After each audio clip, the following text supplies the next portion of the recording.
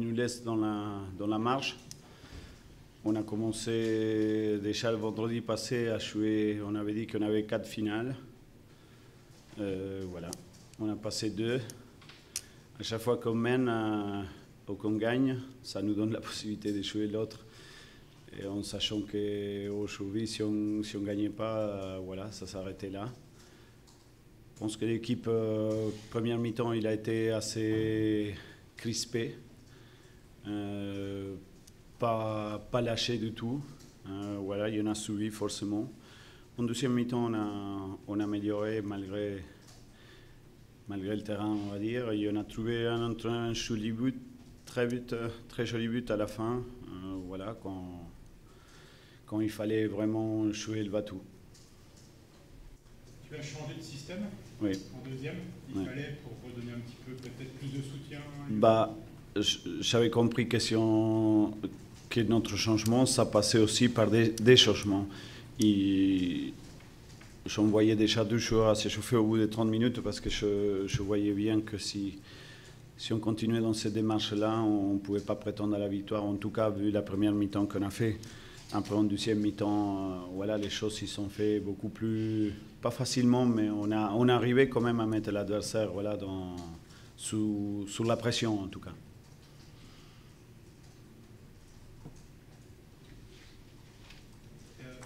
Le terrain est énorme. Bon, vous avez essayé d'être plus entreprenant, mais le terrain après limite un petit peu les choses. Évidemment. Ça c'est sûr que le terrain aujourd'hui, ça m'a rappelé mes vieux temps des joueurs en Uruguay, pour être gentil. En plus, bon, autre bonne nouvelle, un rival a perdu ce soir. C'est sûr que maintenant on regarde, mais nous, quoi qu'il en soit, voilà, c'est pas qu'on dépend de nous, c'est que si on sait qu'il n'y a pas de victoire, tout est fini. Ça veut dire que, voilà, après, ce qui fait l'adversaire, aujourd'hui, c'est vraiment aléatoire. Après, on verra bien. Si nous on gagne, on se donne une possibilité. Si l'aventure, voilà, on ne gagne pas, les choses ils vont s'arrêter. On a la chance, peut-être les regrets de certains matchs à une certaine époque, mais en même temps, on a la chance de rester, de que ce soit jouable encore. Puis bon, il y aura lundi où ça peut être encore intéressant, là sans jouer. Oui, mais quoi qu'il en soit, nous, on doit se préparer pour passer ces matchs-là contre Angers chez nous. Voilà, c'est indépendamment des résultats. Bien évidemment que maintenant, les adversaires, ceux qui restent, ils doivent jouer, mais peu importe qui soit le résultat, il faut qu'on se prépare pour gagner le match, parce que c'est seulement de cette manière-là qu'on pourra espérer. Compte tenu de la saison, Romain Grand tout à l'heure nous disait c'est presque inespéré à 2 journées de la fin d'être à 2 points avec vous partagez cet avis-là. Oui, parce que je l'ai dit avant, pour rapport à certains matchs, et nettement des matchs à la maison, on peut avoir des regrets, bien évidemment. En revanche, depuis un bon moment, on sent que voilà, on a envie au moins aller au bout dans cette idée-là et voir.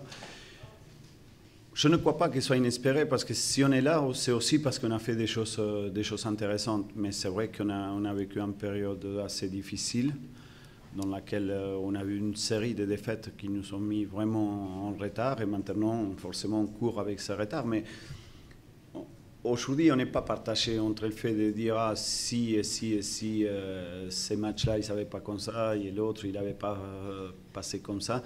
C'est plutôt le fait de dire bon, on joue le batou, voilà, on essaye de passer les matchs-là et voilà, en espérant que ce soit la dernière journée qui décide ça.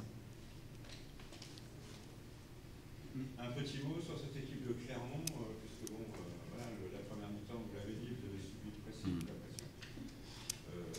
C'est pratiquement un hold-up dans le temps additionnel. Oh, ne me parlez pas d'hold-up, s'il vous plaît, que Clermont, il a tiré 2 fois à Pico, il a marqué 2 fois.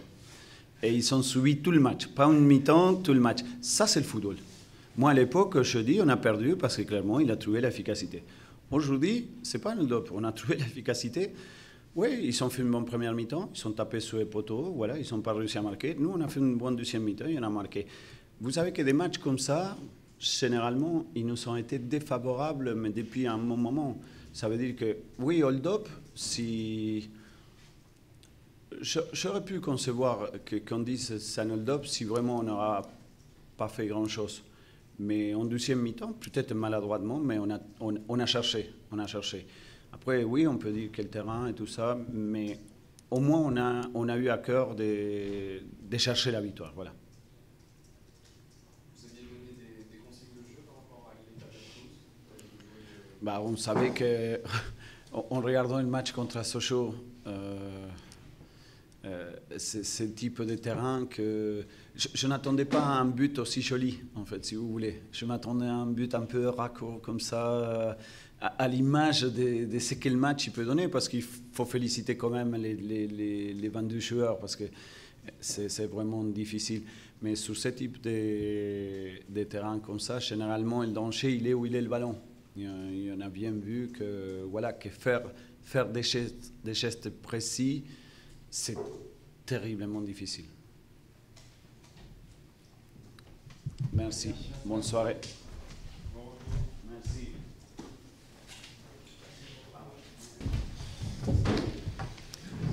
Bonsoir.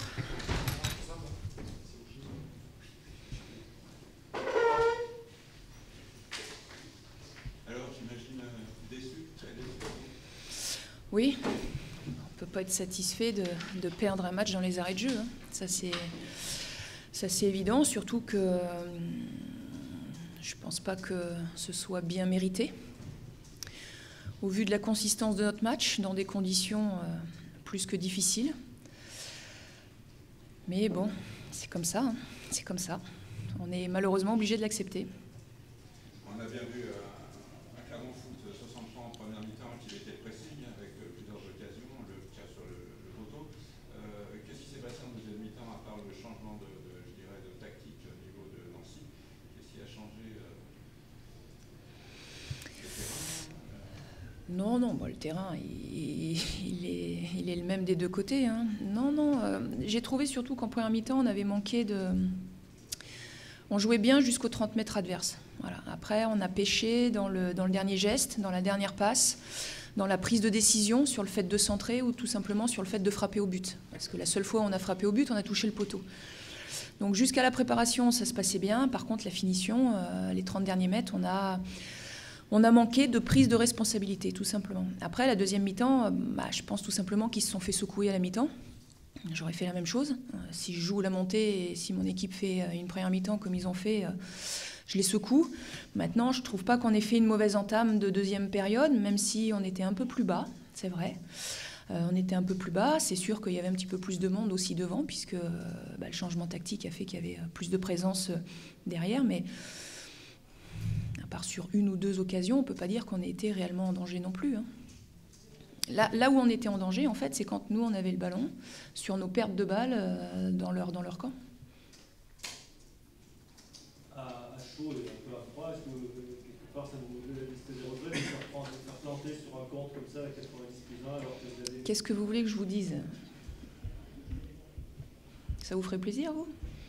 Non mais voilà, il faut relativiser. On fait un match sérieux, on se fait avoir sur une action qu'il joue très bien, sur un contre qu'il mène très bien. Pour moi, il y a faute sur Diédiou au préalable. Bon, c'est comme ça, c'est pas sifflé. Derrière, on se prend un contre, il y a but. Qu'est-ce que vous voulez qu'on fasse? Si ce n'est être déçu de par la prestation du match, parce que, très sincèrement, je pense que sur l'ensemble du match, c'est pas mérité. Mais ils ont marqué, eux.